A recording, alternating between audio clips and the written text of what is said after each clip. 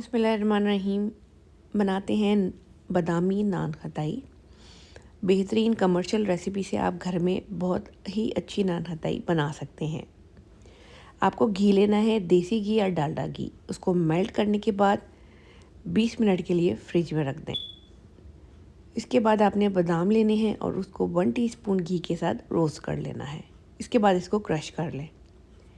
अब हमने क्या किया है, एक बाउल में जो हमने फ्रिज से घी निकाला है इस शक्ल का होना चाहिए, बिल्कुल भी जमना नहीं चाहिए। मकसद है सिर्फ घी हमारा ठंडा हो जाए।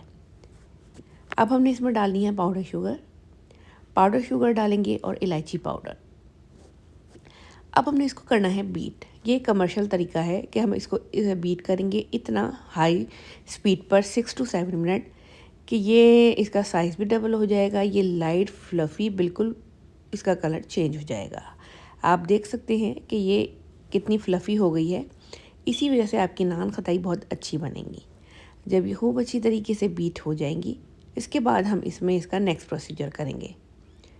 घर में मौजूद चंद चीज़ों से बेहतरीन सी नान खताई आप बना सकते हैं। मैदे में मैंने बेकिंग पाउडर और बेकिंग सोडा मिक्स करके अब हमने इसमें डाला है और इसके बाद अब हमने क्या करना है, मैं डो हुक बदल के और इसकी मिक्सिंग करूँगी। आप चाहें तो हाथ से या स्पैचुला से भी मिक्स कर सकते हैं।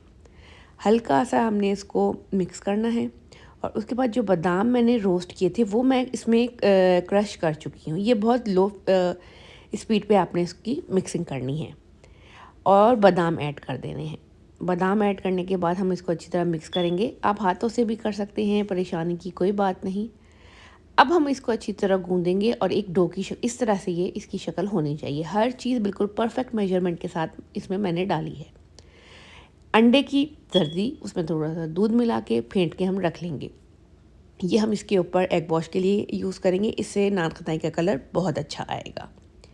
अच्छी तरह इसको फेंट लें और इसको अब रख दें। ओवन को प्री हीट कर लिया है 180 डिग्री सेंटीग्रेड पर। अब फ्लैट सर्फ पेज पे मैंने थोड़ा सा फ्लावर डस्ट किया है और इसको जो है वो मैं हल्के हाथों से रोल करूँगी।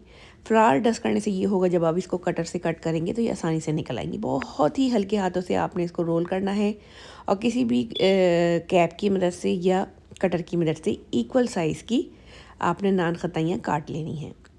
अब हमने इसके ऊपर एग वॉश जो मैंने बना के रखा था वो बनाएंगे। आप चाहे तो हाथ से भी बना सकते हैं, लेकिन कटर का यूज़ करने से बिल्कुल परफेक्ट बाज़ार की शेप आती है। बहुत अच्छा इसका शेप निकल के आती है। इसको हमने तकरीबन 180 डिग्री सेंटीग्रेड पर बेक कर लिया है। 2 से 3 मिनट ट्रे में रहने दें, वरना ये टूट जाएंगी।